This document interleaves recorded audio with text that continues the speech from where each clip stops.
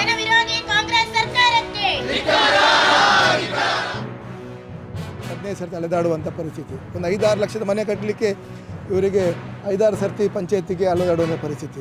9/11 ಇರ್ಬೋದು, ಏಕವಿನ್ಯಾಸ ನಕ್ಷೆಗೆ ಇವತ್ತು ಹೋಟೆಲಲ್ಲಿ ಯಾವ ರೀತಿ ಮೆನು ಆಗಿ ಇವತ್ತು ಇಡ್ಲಿ ಸಾಂಬಾರಿಗೆ ರೇಟನ್ನು ಫಿಕ್ಸ್ ಮಾಡ್ತಾರೆ, ಅದೇ ರೀತಿ ಪಂಚಾಯತ್ಗಳಲ್ಲಿ ರೆವಿನ್ಯೂ ಡಿಪಾರ್ಟ್ಮೆಂಟಲ್ಲಿ ಕೂಡ 25-50 ಸಾವಿರ ವಸೂಲು ಮಾಡಿ ಜನರ ರಕ್ತ ನೀರುವಂಥ ಒಂದು ಪರಿಸ್ಥಿತಿ ಇವತ್ತು ಪಂಚಾಯತ್ನ ಮೂಲಕ, ಇಲಾಖೆ ಮೂಲಕ ಆಗ್ತಿದೆ. ಒಂದು ವಾರದೊಳಗೆ ಈ ಸಮಸ್ಯೆಗೆ ಪರಿಹಾರ ಕಂಡುಹುಡುಕದಲ್ಲಿ ಖಂಡಿತವಾಗಿ ಮುಂದಿನ ವಾರ ರಾಜ್ಯದಲ್ಲಿ ಸಭೆ ಸೇರಿ ಬೆಂಗಳೂರಿನಲ್ಲಿ ಬೃಹತ್ ಮಟ್ಟದ ಒಂದು ಹೋರಾಟ ಮಾಡುವ ಮೂಲಕ ಈ ಹೋರಾಟದಲ್ಲಿ ನ್ಯಾಯ ಸಿಗುವವರೆಗೆ ನಾವು ವಿರಮಿಸಿಲ್ಲ ಎಂಬ ಮಾತನ್ನು ಸಂಘ ಹೇಳಲಿಕ್ಕೆ ಬರ್ತಾ ಇದೆ ನೋಡಿ.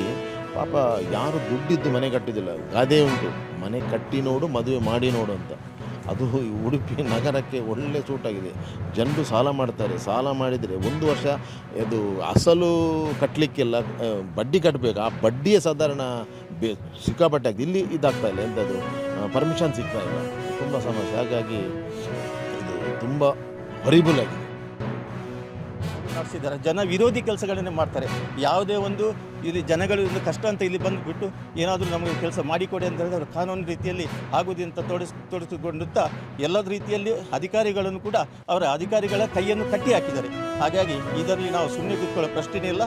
ನಾವು ಇದರಿಂದಲೂ ಉಗ್ರ ಹೋರಾಟಕ್ಕೆ ಇನ್ನು ಮುಂದೆ ನಾವು ಹಿಡಿತೇವೆ ಅಂತ ಒಂದು ಸರ್ಕಾರಕ್ಕೆ ಈ ಮೂಲಕ ನಾವು ಎಚ್ಚರಿಕೆಯನ್ನು ಕೊಡ್ತಿದ್ದೇವೆ.